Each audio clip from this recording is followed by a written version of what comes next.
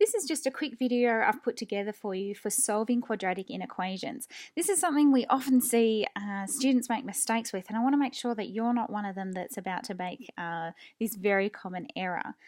When we first learned about solving inequations back in year 8, we're often presented with a linear equation to solve, something like this, and we solve by moving the positive 3 to the other side or subtracting 3 from both sides, and we end up with x is greater than negative 3. And that's really been drilled into students, and traditionally they're very good at it.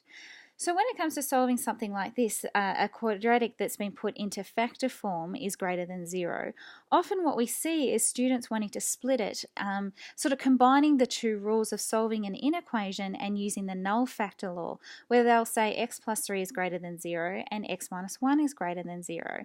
Unfortunately, that's not the way that it works. Anytime that you're asked to solve an inequation that is not linear, be it a quadratic or cubic or otherwise, you must do it graphically. So what we want to do is have a look at where those x-intercepts are. So what I've done here is technically I'm saying, well, let's let y equal to the left-hand side here so that we can have a look at what's going on with those x-intercepts. We know that x-intercepts occur when y equals 0. And so I'm going to solve this equation. Now this is where I use the null factor law to get my x-intercepts of negative 3 and 1.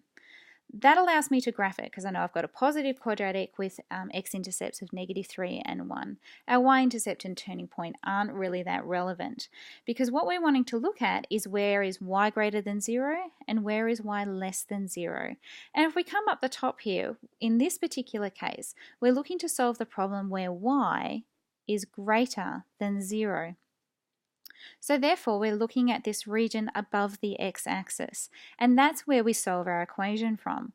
So the x values that put the graph up in this region are when x is less than negative 3 and when x is greater than 1. If we were asked to solve the equation, when is this quadratic less than 0, then the answer would be the x values that are between negative 3 and 1. So just to really drive that point home, anytime that you are asked to solve an inequation that is not linear, be it quadratic or otherwise, make sure that you solve it graphically.